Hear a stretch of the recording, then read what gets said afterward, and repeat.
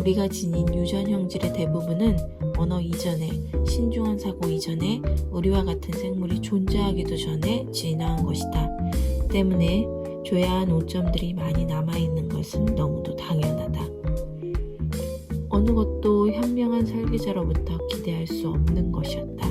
그리고 이것들을 사리에 맞게 해석할 수 있는 유일한 방법은 이것들을 진화의 유물로 보는 것이었다. 불완전함을 통찰하라.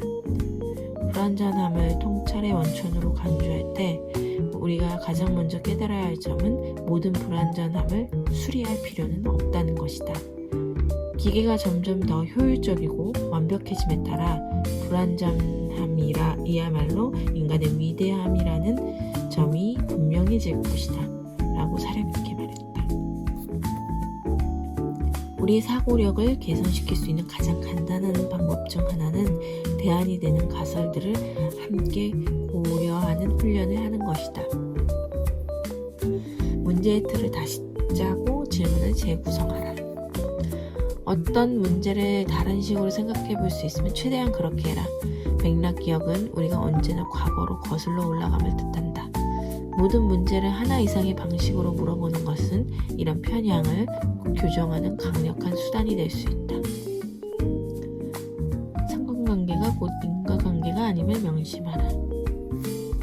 여러분이 가진 표본의 크기를 결코 잊지 말라. 사람들은 결론 도출의 근거가 되는 자료의 크기를 적절히 고려하지 못할 때가 많다. 단 한 번 일어난 사건은 우연한 것인지도 모른다. 그러나 똑같은 유형의 사건이 되풀이해서 일어난다면 그것은 우연이 아닐 가능성이 크다. 자신의 충동을 미리 예상하고 앞서 결정하라. 오디세우스는 사이렌의 유혹에 저항하기 위해 스스로를 돛대에 묶었다. 우리는 모두 그를 배울 필요가 있다. 막연히 목표만 정하지 말고 조건 계획을 세워라. 심리학자 피터 골미처의 연구에 따르면 목표를 구체적인 조건 계획의 형태로 바꿀 경우, 이를테면 감자튀김을 보면 그것을 멀리하겠다와 같이 X이면 Y다의 형태로 바꿀 경우에 성공할 확률이 크게 높아진다고 한다. 피로하거나 마음이 산란할 때는 되도록 중요한 결정을 내리지 말라. 우리는 피로할수록 속고체계보다 반사체계에 더 의존하게 된다. 그리고 주의가 산만할 때도 마찬가지다. 합리적 결정을 선호한다면 그것을 위한 승리의 조건을 마련할 필요가 있다. 중요한 결정을 내려야 할 때 승리의 조건이란 바로 적절한 휴식과 최대한의 주의 집중이다. 언제나 이익과 비용을 비교 평가하라. 개인의 수준에서 기회비용을 고려한다는 것은 우리가 무엇을 하기로 결정할 때마다 이것이 아니면 다르게 보낼 시간을 사용하고 있음을 깨닫는 것을 의미한다. 누군가가 여러분의 결정을 지켜보고 있다고 상상하라. 자신의 결정을 다른 사람에게 해명할 필요를 느끼는 사람들은 더 많은 인지적 노력을 기울이며 따라서 관련 정보들을 더 자세히 분석하고 더 세련된 결정을 내리는 경향이 있다. 사람의 눈이 어떤 시기로든 사람들로 하여금 자신의 행동을 정당화해야 할 필요성을 느끼게 만들었기 때문이다. 자신에게 거리를 두어라. 즉각적인 사고와 거리를 둔 사고, 이 두 가지를 함께 사용하면서 균형을 이룰 수 있을 때 우리는 더 이상 지금 우리 마음을 지배하는 것에만 의존해 결정을 내리는 어리석음을 범하지 않을 것이다. 한 가지 좋은 방법은 잠시 기다리는 것이다. 만약 여러분이 어떤 것을 내일도 원한다면 그것은 중요한 것일 가능성이 크다. 우물을 파되 한 우물만 파라. 결정은 심리적으로 뿐만 아니라 신체적으로도 많은 비용을 요구한다. 따라서 완전한 정보를 획득하고 모든 우발적인 경우와 반대 경우들에 대해 충분히 성찰할 때까지 모든 결정을 마냥 미룰 수는 없는 노릇이다. 합리적으로 되려고 노력하라.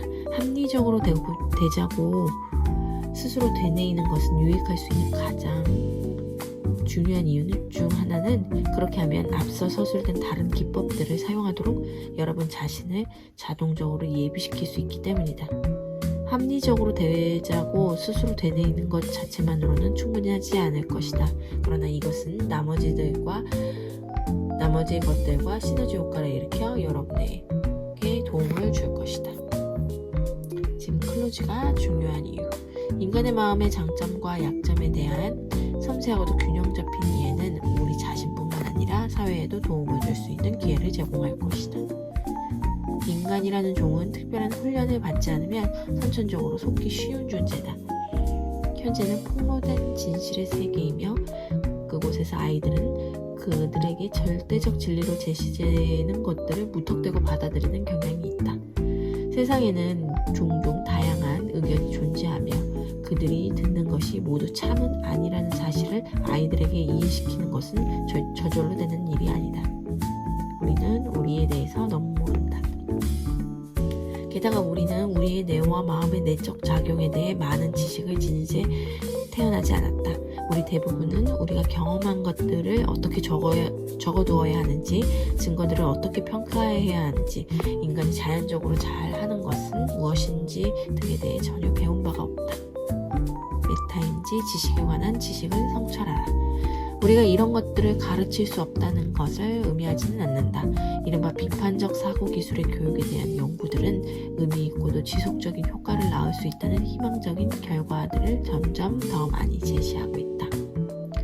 아이들에게 자기가 아는 것을 어떻게 하는지 성찰하도록 요구함으로써 우리는 세계에 대한 아이들의 이해를 의미심장하게 향상시킬 수 있을 것이다.